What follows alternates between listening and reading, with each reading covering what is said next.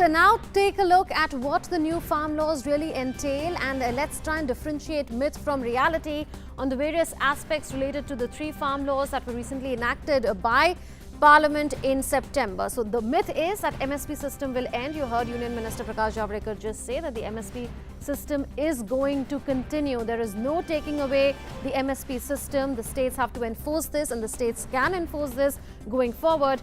Another myth being trading at mandis is going to stop. So APMC mandis will become unfunctional and trading will stop at those mandis. The reality is different. Trading at mandis is going to continue. It's been continuing since the passage of the three laws, and that is going to continue. Another myth is that there will be revenue loss of APMC mandis. The reality is that states or APMCs will continue to have regulatory powers to impose mandi fees or any other charges as they have been doing. So the reality is that APMC mandis as well as states can impose their cess or fees, and the revenue would be by and large what it has been so far. That's one important point. Another point is that new provisions are anti-farmer. This is a myth that has been propagated by some vested interests. The reality is that the farmers have been given the option to sell their produce elsewhere. So there are several marketing options that have been given to farmers. They can sell their produce inside the APMC mandis. They can sell their agricultural produce outside the APMC mandis in private markets as well.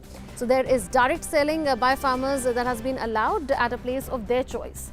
Another myth is that farmer payments won't be safeguarded. The reality is different. The reality is that payments have to be made to farmers within 3 working days. Otherwise, there is a dispute resolution mechanism that will kick into force, and the subdivisional magistrate will have to take a decision within 1 month on any dispute that is taken up by the farmer with regard to any contract issue or with regard to any payment that is not made to farmer within 3 working days. Another myth is the big companies to exploit small farmers. That is, of course, not true, because like I said, there is a dispute resolution mechanism that will kick in if farmers are denied payment or if they are exploited in any manner by the contractors.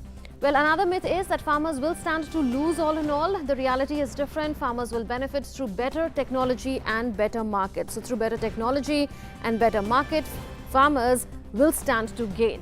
Another myth is with regard to infringement into states' powers of making legislation. The reality is that the centre is very much competent to legislate on interstate trade and even on intrastate trade under the union list and the concurrent list, under which those laws have been enacted by Parliament in September.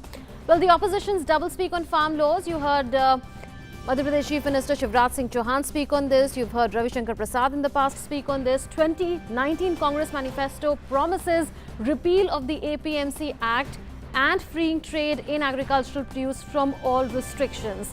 It promises to allow exports. It promises to allow intrastate trade. So all of that was contained in the APMC in the Congress manifesto of 2019. It even wanted to repeal the APMC Act, which is not the case even today with the enactment of the 3 laws.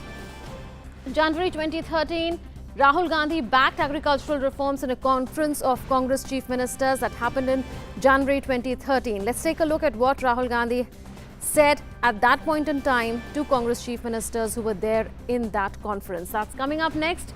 Well, he said farmers will be able to sell directly under the model APMC Act of the centre, which he wanted the Congress chief ministers to implement in their states, and also delist fruits and vegetables from the restrictions that they can sell only within APMCs.